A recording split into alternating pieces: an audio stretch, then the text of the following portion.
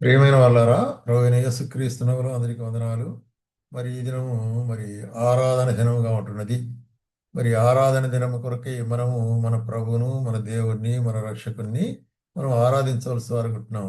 ఆరాధన అనేటువంటిది ఆయనకు చెల్లించవలసిన ప్రాముఖ్యమైన మరి అంశంగా మనకు ఉంటున్నది. ఎందుకంటే ఆయన చేసిన గొప్ప కార్యాలను బట్టి గివింగ్, అట్లాగే ఆయన మనకు ఏమైంటున్నాడో దాన్ని బట్టి ఆయన స్తుతించేది ప్రేజింగ్.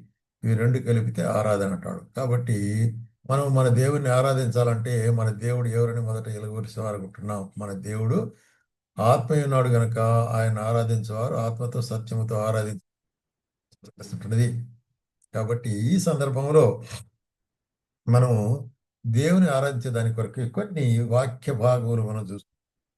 మరి కీర్తనల గ్రంథము 19వ అధ్యాయము, ఆకాశములు దేవుని మహిమ విసరి వివరించున్నవి, అంతరిక్షమైన చేతి పనిని ప్రచురపరచుచున్నది. ఆకాశములు దేవుని మహిమను, కాబట్టి ఈ దేవుని మహిమ మరి గురించి మనం ఆయన స్తుతించవలసి అనుకుంటున్నాం. ఆయన మహిమ ఎక్కడ కనిపిస్తున్నది? ఆకాశములు, దాంట్లో ఉండేటువంటి సర్వ సృష్టిలో కనిపిస్తున్నది. కాబట్టి ఆకాశము మరి అందులో ఉండేటువంటి సూర్య చంద్ర నక్షత్రాదులు గ్రహములన్నీ కూడా ఆయనకు సృష్టి ఉంటున్నది. అట్లాగే అంతరిక్షమైన చేతి పని ఉంటున్నది అంటున్నాడు. అది ఆయన మరి మాట మాత్రం సెలవిచ్చేదాన్ని నిర్ణయించిన వాడుకుంటున్నాడు. కాబట్టి ఆ మహామహుని యొక్క మరి మహిమను మనం ఆయన స్థుతించవలసిన వారుగా ఉంటున్నాం. అందుకొరకే అపోస్తలుడైన పౌలు కూడా ఏమంటాడంటే, మరి రోమిలకు రాసిన పత్రిక మొదటి అధ్యాయంలో మనం గమనించినట్లయితే 20వ వచనంలో ఉంటున్నాడు ఇక్కడ. రైట్. ఆయన అదృశ్య లక్షణములు అనగా ఆయన నిత్య శక్తియు దేవత్వమును జగదుత్పత్తి మొదలుకొని సృష్టించబడిన వస్తువులను ఆలోచించుట వలన తేటపడుచున్నవి కనుక వారు నిరుత్తరులైతున్నారు. ఎవరిని గురించి చెప్తున్నారంటే, మరి కొంతమంది దేవుడు లేడు అని చెప్పే వారి గురించి ఇక్కడ చెప్తే ఏమంటాడంటే, వారు అట్లా అనేదానికి ఆస్కారమే లేదు. కారణం ఏంటంటే జగదుత్పత్తి మొదలుకొని ఆయన సృష్టించిన సృష్టి, భూమి ఆకాశములు, మన చుట్టూ ప్రకృతి అది ఏ విధంగా నడుస్తున్నది అనే కార్యాన్ని చూసినప్పుడు మరి దీని వెనుక ఒక గొప్ప శక్తి ఉంటున్నది అనే కార్యాన్ని ప్రతి ఒక్కరు ఒప్పుకోవాల్సిందే. ఆ గొప్ప నడిపించే శక్తే మరి దేవుడు. కాబట్టి దేవుని యొక్క మహిమ మన చుట్టూ మనం చూడగలం. అందుకొరకు ఆది కాండములో మొట్టమొదటి అధ్యాయంలోనే మొట్టమొదటిగా మరి ఎట్లాగున్నదంటే, ఆదిలో మరి ఆది యందు దేవుడు భూమి ఆకాశం సృజించను. అది సృజించక మునుపు ఎట్లాగున్నది? భూమి నిరాకారముగాను శూన్యముగాను ఉండెను. చీకటి అగాధ జలములపై కమ్మి ఉండెను. దేవుని ఆత్మ జలములపై అల్లాడుచుండెను. కాబట్టి అక్కడ చూసినట్లయితే చీకటి నిరాకారం అనేటువంటి యొక్క సందర్భంలో ఇక భూమి మనం ఈ దినం చూసే భూమి ఉన్నది. అయితే దేవుడు వెలుగు కమ్మని పలకగా వెలుగు కలిగెను. కాబట్టి ఆయన ఒక్కొక్కటి తన మాట చొప్పున వెలుగు కమ్మని పలకగా వెలుగైంది. అక్కడ ఆ రాత్రి పరిపాలించే దాని కొరకే చంద్రుడు నక్షత్రాలు పెట్టాడు. పగలు పరిపాలించే దాని కొరకే సూర్యుడు సృజించినాడు. ఇట్లాగా ఒక్కొక్క దినము ఆయన సృజించినటువంటి కార్యములు మనం మరి చూస్తుంటున్నాం, ఆయన సృష్టి యొక్క అద్భుతం. కాబట్టి ఆయన మహిమను, అందుకొరకే మరి ఆకాశములు ఆయన మహిమను బయలుపరుచుంటున్నవి అనేటువంటి కార్యాన్ని మనం చూసేవాళ్ళనుకుంటున్నాం అన్నమాట. అట్లాగే మనం గమనించినట్లయితే యెషయా గ్రంథము 40వ అధ్యాయంలో, యెషయా గ్రంథము 40వ అధ్యాయంలో ఇక్కడ ఏమంటాడు? 26వ వచనంలో గమనించినట్లయితే, ఆ రైట్, మీ కన్నులు పైకెత్తి చూడుడి. రైట్. చూడుడి, వీటిని ఎవడు సృజించను? వీటి లెక్క చొప్పున వీటికి సమూహములు బయలుదేరి చేసిన వాటికి పేర్లు పెట్టి పిలిచేవాడే కదా. తన అధిక శక్తి చేతను, తన కలిగి ఉన్న బలాత్సయం చేతను ఆయన ఒకటేను విడిచిపెట్టడు.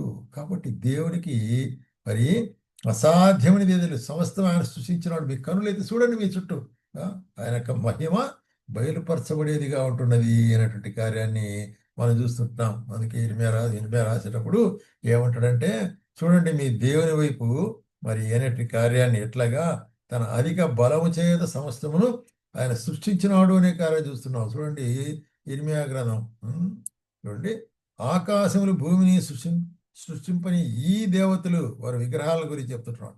అయితే ఆయన దేవుడైతే తన బలం చేత భూమిని సృష్టించను, తన జ్ఞానం చేత ప్రపంచంలో స్థాపించను, తన ప్రజ్ఞ చేత ఆకాశ విశాలపరచను. ఆయన ఆగ్నేయగా జలరాశులు ఆకాశములను పుట్టెను.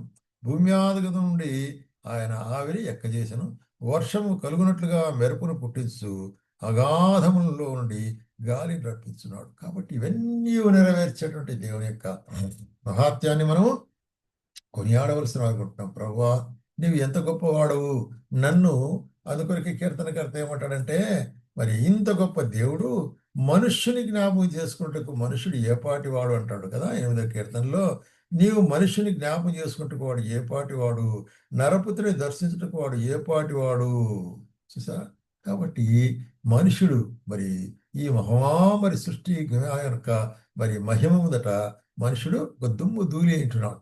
కాబట్టి అటువంటి మనిషిని ఆయన దృష్టించిన వాడుగా ఉంటున్నాడు అనేటువంటి చూస్తుంటున్నాం. అందుకొరకే ఏమంటున్నాడంటే సకల జీవరాశులను స్తుతించునుగాక అంటారు. కాబట్టి స్తుతించుట నెహమ్య ప్రజలకు నేర్పిస్తుంటాడు. 9వ అధ్యాయం నెహమ్య గ్రంథంలో 6వ వచనంలో ఏమంటాడంటే చూడండి, రైట్, నిరంతరం మీకు దేవుడై ఉన్న యెహోవాను స్తుతించుడని చెప్పి ఇలాగ స్తోత్రం చేసి సకల ఆశీర్వాదము వచనమును స్తోత్రములకు మించిన నీ ఘనమైన నామము స్తుతించబడును గాక అని ప్రజలతో చెప్తుంటాడు.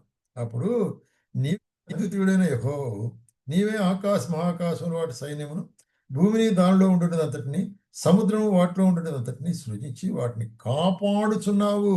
ఆకాశ సైన్యం అంతయు నీకే నమస్కారం చేయను. కాబట్టి ఆయన మరి వీటంటే సృజించడం మాత్రమే కాదు, వాటిని పోషిస్తుంటున్నాడు, వాటిని దృష్టిస్తుంటున్నాడు. ఇవన్నీ చిన్న చిన్న పక్షులు మరి పురుగులు కూడా ఆయన యొక్క కృపగలతోనే మరి జీవిస్తుంటవి. చూడి ఆకాశ పక్షులను చూడి అంటున్నాడు కదా. కాబట్టి దేవుని యొక్క మహత్కార్యమును అక్కడ మనం గమనించినట్లయితే ఆయన మనం స్తుతించవలసి వారుకుంటున్నాం, ఆయన యొక్క మహిమను పొగడవలసి వారుకుంటున్నాం. అందుకొరకే మరి ప్రకటన గ్రంథంలో మనం చూస్తున్నాం, పరలోకంలో ఏ విధంగా మరి దేవుని యొక్క సింహాసనము, ఆ సింహాసనమునందు దేవుడు ఆసీనుడై ఉంటున్నాడు. అయితే సింహాసనం ఎదుట 24 పెద్దలు, నలుగురు జీవులు మరి అక్కడ చూడి సాగిలపడి యుగయుగములు జీవించిన వారికి నమస్కారం చేయొచ్చు. ప్రభువా, మా దేవా, నీవు సమస్తమును సృష్టించితివి, నీ చిత్తమును బట్టి అవి ఉండెను, దాన్ని బట్టే సృష్టించబడిన కనుక నీవే మహిమ ఘనత ప్రభావం పొంద అర్హుడవని చెప్తూ తమ కిరీటంలో ఆయన సింహాసనం వేసి ఆయన స్తుతించినాడు. అంటే తాము తగ్గించుకొని పాదశంలో సాగిలపడి ఆయన స్తుతించిన వారు ఉంటున్నారు. కాబట్టి పరలోకంలో మరి అటువంటి గొప్ప ఆరాధన మరి ఈ లోకములో మనకు ఒక సాదృశ్యంగా ఉంటుంది. మనం కూడా ఆయన మరి యేసుక్రీస్తు ప్రభు రక్తం ద్వారా విమోచించబడిన మనము, ఆయన పిల్లలుగా ఉంటే మనము, ఆయన ఆత్మను పొందినట్టు మనము, మరి ఆయన ఆత్మ ఏంటున్నాడు కాబట్టి మనం కూడా ఆయన ఆత్మతో సత్యంతో ఆరాధించాలి, సాగిలపడవలసికుంటున్నాం. అందుకొరకే ఈ ఆరాధనలో మనము మరి ఈ తరుణాన్ని మనం ఉపయోగించుకోవాలి. ఎందుకంటే ఆరాధన అనేటువంటి చాలా ప్రాముఖ్యమైన విషయము. కాబట్టి దాన్ని ఎవరే కానీ నిర్లక్ష్యం చేయకూడదు అన్నమాట ఆరాధన దాన్ని. కాబట్టి ఈ ఆరాధన ఎప్పుడే కానీ ప్రాముఖ్యంగా మనం ఎంచి ఆయన ఆరాధించట్లు మనం కలుసుకోవాలి. కాబట్టి ప్రియమైన సోదర సహోదరి ఎక్కడినప్పటికీ కూడాను, ఎందుకంటే ఆకాశములు ఆయన మహిమను చూస్తాం. కాబట్టి ఆయన మహిమ చూసినప్పుడు ఆయన స్తుతించకుండా ఉండలేము. కాబట్టి ఆత్మస్వరూపైన దేవుణ్ణి ఆత్మతో సత్యంతో ఆరాధించటం ప్రభు మనకు సహాయము చేయనుగాక.